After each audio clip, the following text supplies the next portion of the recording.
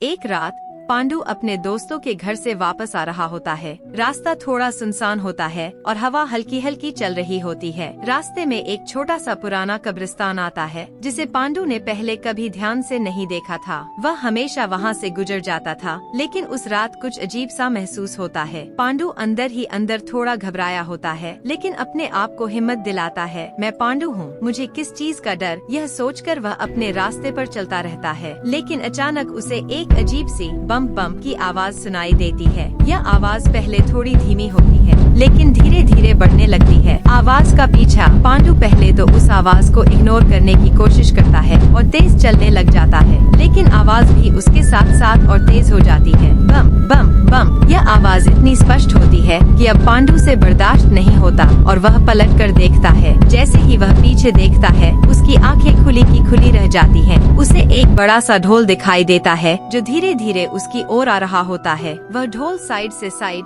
बम बम करते हुए रास्ते पर आता जा रहा होता है और पांडु के होश उड़ जाते हैं। ढोल का भागना। वो ढोल लगातार उसके करीब आ रहा होता है और पांडु को डर से सीधा भाग जाना पड़ता है। वह पूरी ताकत से भागना शुरू कर देता है और वो ढोल उसके पीछे पीछे और तेज बम बम बम करता है। रास्ते में पांडु सोचता है, ये क्या अजीब चीज है, एक ढोल मुझे डराने क्यों आया है, क्या ये कोई भूत है या जादू। यह सोच कर उसके दिल की धड़कनें और तेज हो जाती हैं। हर मोड़ पर वह अपने रास्ते को बदलने की कोशिश करता है, कभी एक गली में घुस जाता है, कभी सीधा भागता है, लेकिन वह ढोल उसका पीछा नहीं छोड़ता। घर में छिपने की कोशिश। आखिरकार पांडु किसी तरह अपने घर का दरवाजा खोलता है और सीधे अंदर दौड़ जाता है। वह इतनी तेजी से अंदर जाकर दरवाजा बंद करता है कि उसका सांस फूल जाता है। वह सोचता है कि अब वह सुरक्षित है, लेकिन फिर एक और बम की आवाज सुनाई देती है जो घर के अंदर ही से आती है। वह और भी घबरा जाता है और सीधे बाथरूम में छिपने का फैसला करता है। बाथरूम का दरवाजा बंद करके वह सोचता है